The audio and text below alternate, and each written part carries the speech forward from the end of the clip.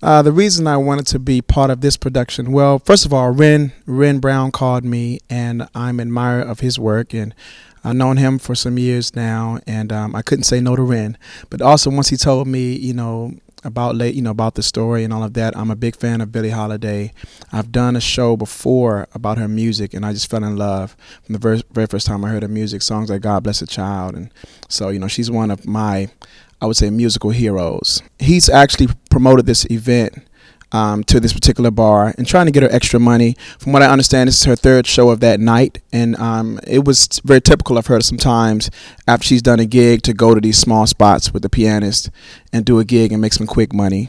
And I won't say under the table money, but I'll say that these artists had to get it where they could, and I think she was going through a tough time, in her career towards the latter end there. And so, her pianist, Jimmy Powers, is looking out for her. He cares about her, he works for her, and he wants to make sure that she's taken care of. Jimmy Powers is kind of like her guardian angel at this point.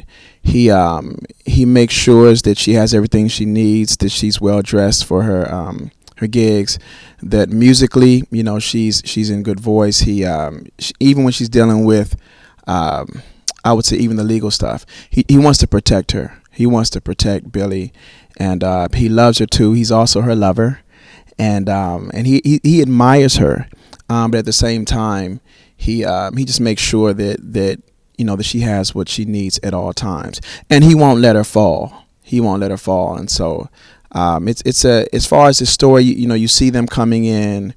Doing this engagement at Emerson's, and I don't want to give away too much, but as the story goes on, you begin to see even his heartfelt connection to her, and he sees her go, through different modes, through different moods. I want to say through as she expresses her life story, and her emotions, and as she pours out her heart, you can kind of see his care for her. And also his just even his hurt at some of the things that she's had to go through, and even as she is going through, let's say, some of the sadness, he feels her pain. He definitely feels her pain, and he empathizes with her, and in some ways it's breaking his heart to even see her as she is, I would say, I want to say descending. And even with all of that, she's very triumphant in her artistry, and that's one of the things I loved about Billie too. Is no matter what she was going through, she was always pouring out to audiences, and giving her best. And so, if she was going to do it, she was going to do it. And I'm sure, whether it was relationship she was going through. Whatever trouble she may have been encountering at the time, racism or anything of that nature, she still found a way to be there for so many people through her music, and she loved her music, absolutely loved her music. And so even with Jimmy Powers, he makes sure that, hey, the show is still going on and everything is clicking and everything is right. All right, because like I said, he's not going to let her fall. So jazz musicians, and I do consider her a musician. She patterned her phrasing after horns. And she was very musical. Her phrasing was amazing. But one thing about jazz musicians, they were always in the moment. There was structure to their songs, but at the same time, there was so much feeling which they infused into their music, and so they could be feeling a certain way on any given night. And based on how they were feeling, maybe what they went through that afternoon or the day before, it would come out in their music, and that's the beauty of jazz. It's alive. It's not always the same way every time. And so you have that improvisational aspect to it. And even when you come to this play, you're sitting in on their creativity happening in real time.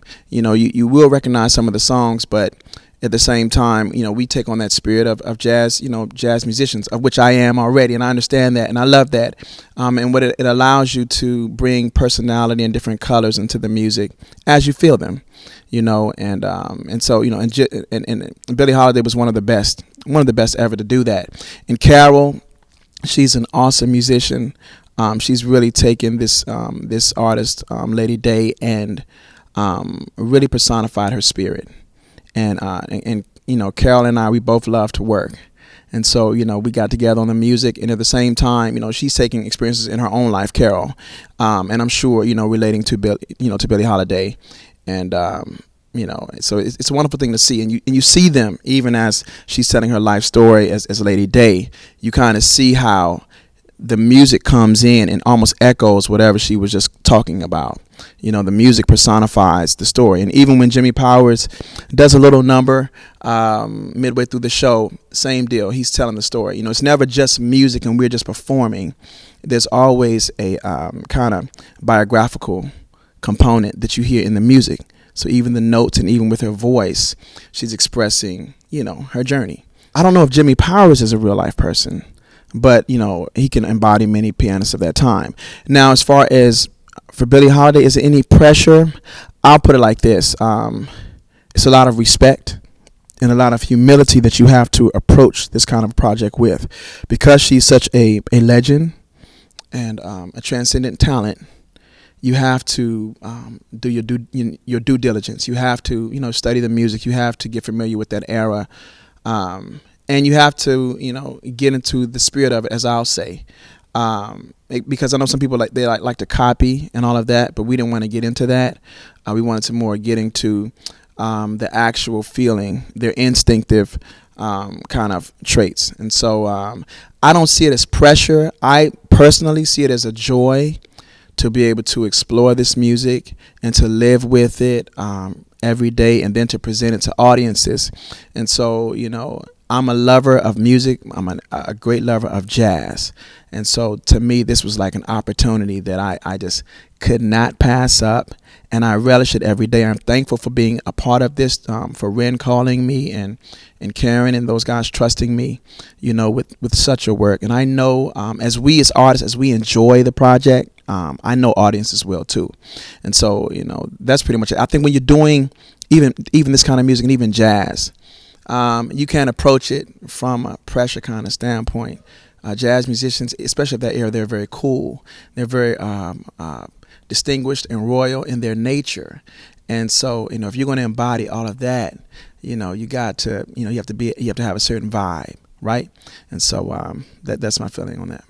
I want to say part of her spirit is freedom.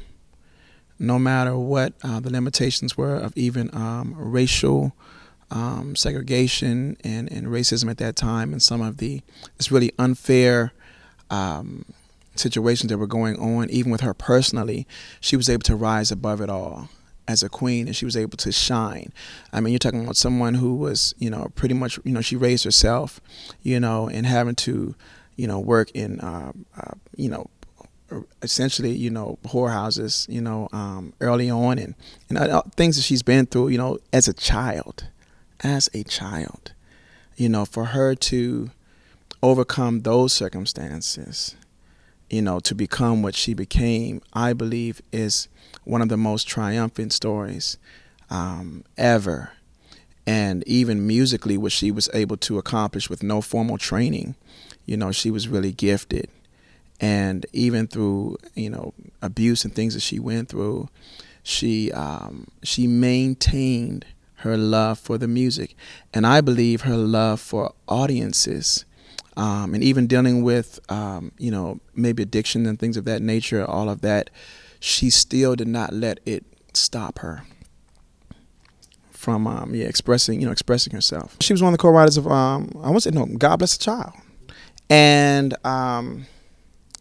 sometimes we don't give her just due, as a songwriter, as a creator.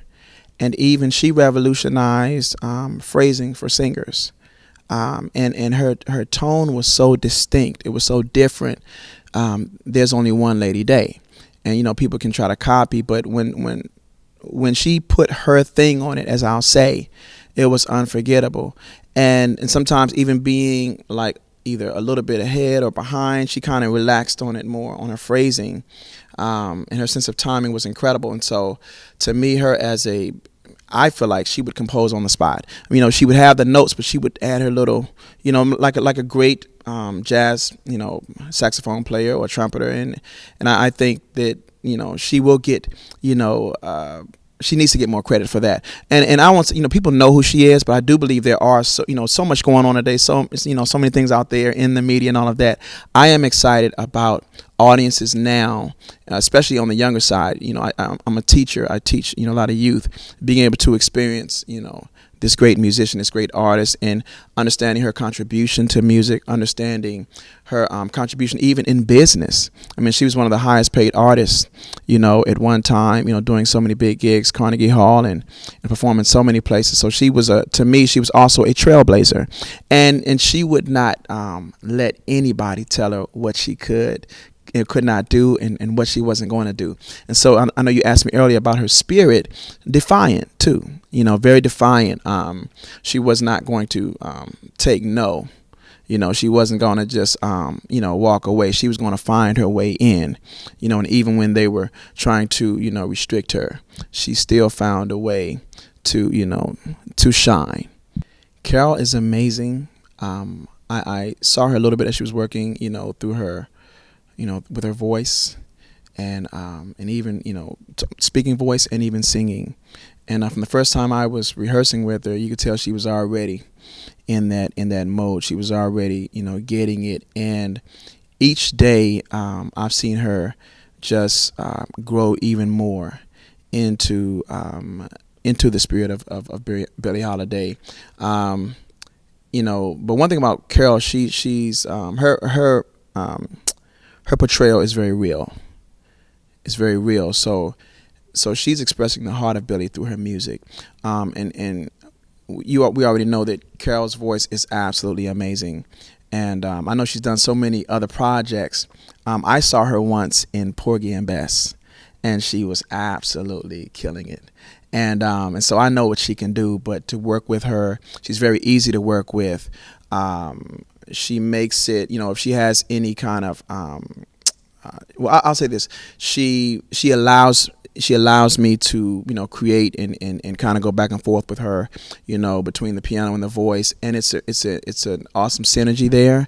And to me, we flow. It's a very easy thing. It was never like a tough kind of thing. It was very, very fluid. And even with her gift, it challenged me to make sure I was at the top of my game in terms of preparing. And at the same time, there is a conversation going on musically between Lady Day and her pianist, and so we had to get into that also and make sure that we're connected at all times. So I'm watching her a lot, and she's a great musician in her own right. And so if she goes here, if she goes left, I got to go left. If she goes right, if she is feeling something and I hear it in her voice, and I try to match that energy with the piano. And sometimes I try to almost like kind of offset things at certain times, colors against what she's doing. And so, I've had a lot of fun working with Karole. She has a great spirit, like I said, easy to work with, very fun. So we enjoy the whole process too, which I think makes the music, a lot easier. And that's pretty much it. Beautiful space. This is my first time here. Having the audience members at the little tables in front and the moat is very beautiful.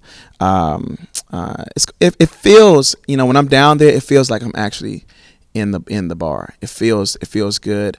The whole place is a very warm space. And Karyn has welcomed us here, and so I'm just thankful to be here. I know it's gonna be a lot of fun. We've been here, I guess, a few weeks now, so this is home for me right now, and excited. Love the set. And love working with the whole staff, lighting and sound, and stage manager Pat has been great, her and Lavana. And once again, Wren is like he just really prepared us very well. So by the time we're actually in the theater, we were ahead of the game.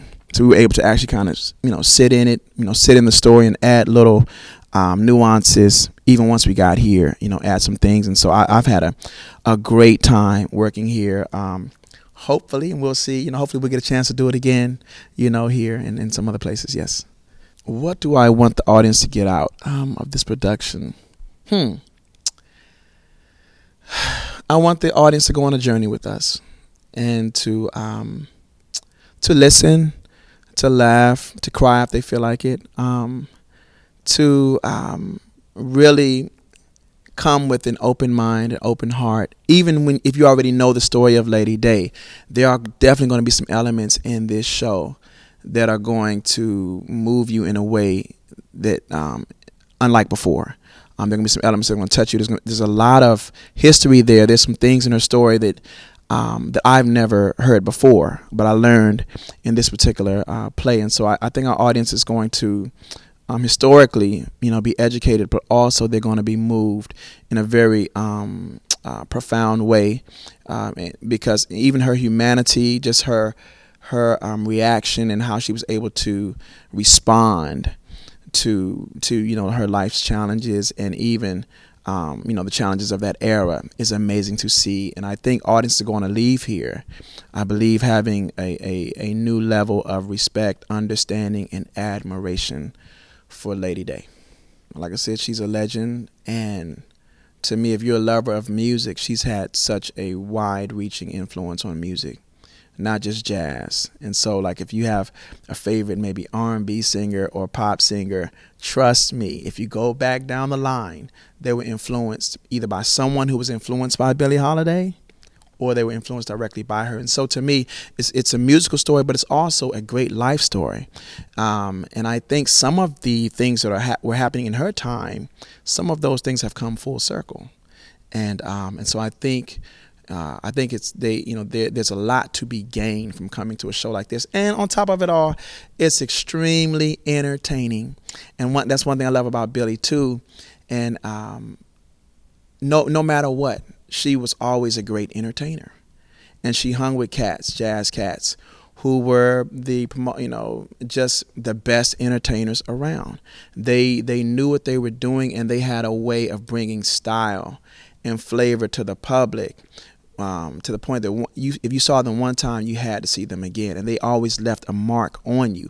And so to me, even in these, with all the music that's out here now, it's a great time for Southern California to come out and get familiarized with this era of jazz music.